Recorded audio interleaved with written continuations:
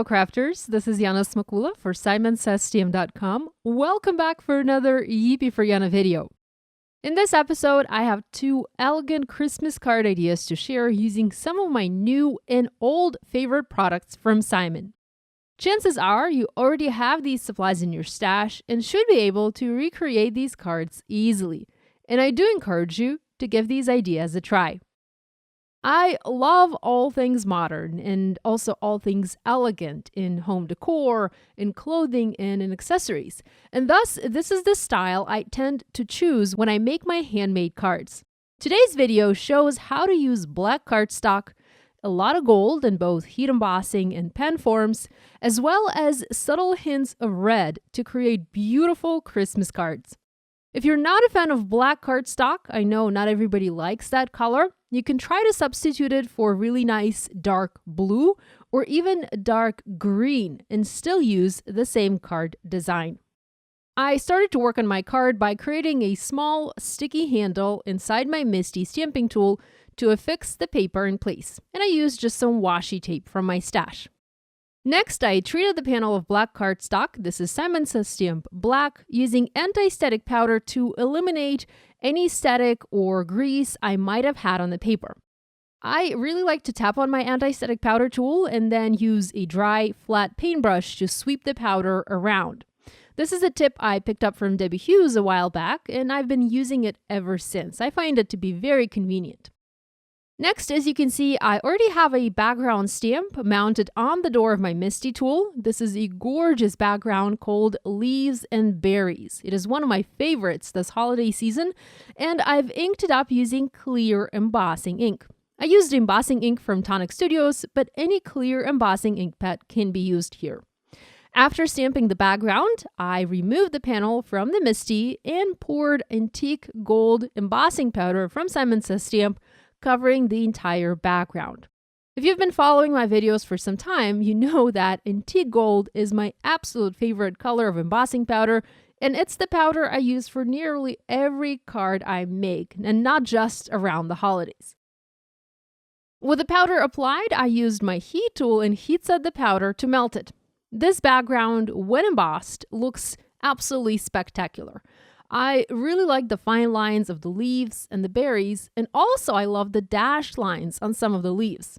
It's very classy in my opinion. Now this background can also be enhanced. It can be colored. I decided to go all out and add some shimmer using a gold shimmer pen. There are a lot of shimmer pen products on the market. There are gold and clear shimmer pens from Tonic Studios. I love using those for my cards. There are also gold and silver shimmer pens from Davenport from Spellbinders that give beautiful results, and also a lot of other similar products in the market. Use what you have in your stash. I'm going to use a Davenport gold shimmer pen. This is in color Golden Age, and I'm going to color all of the open leaves gold.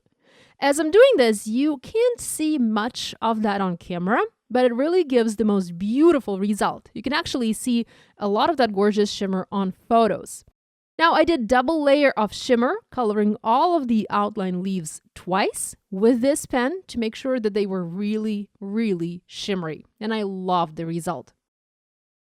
With the leaves colored, I also decided to color the berries. You can't use your traditional coloring medium here. I mean, alcohol or watercolor markers, because the cardstock is black and those mediums will not show here. You'll need to use something that is opaque to cover that black in the background. I decided to use Nuvo drops and color a red berry to not only color the berries red, but also to add dimensional accents to my background. I added various size berries following the heat embossed berries on the background, and then I set the background aside to dry for about 30 minutes. The Nuvo drops were not too big. In fact, they were rather small, so they dried very quickly. The background looked stunning once finished, very elegant, and even royal in a way. To create a sentiment for this card, I decided to use another favorite set of mine from Simon, the Stained Glass Greetings set. It is such a timeless and classic font stamp set. I find myself reaching for it every year I make holiday cards.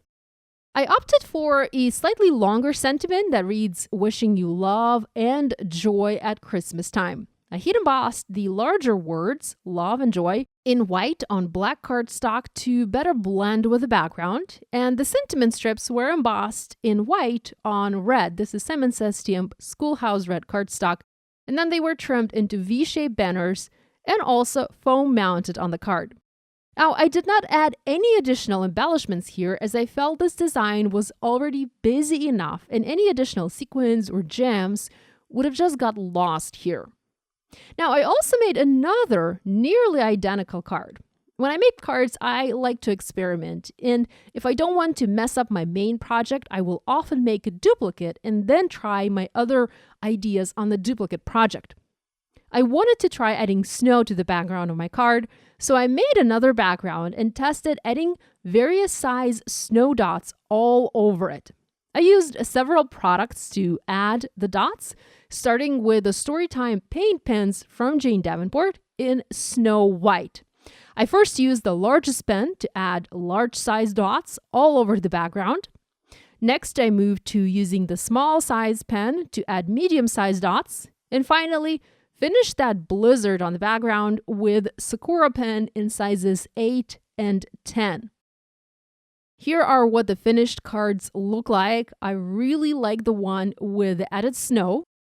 It's very fitting for winter, although I think they both turned out beautifully. I'd love to know which card you like best. Let me know in the comments below.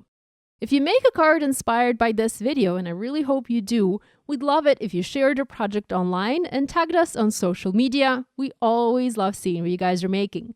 Be sure to give this video a thumbs up and to subscribe this channel if you haven't yet done so. Thanks so much for joining me today. Love you guys. I'll see you next time. Bye!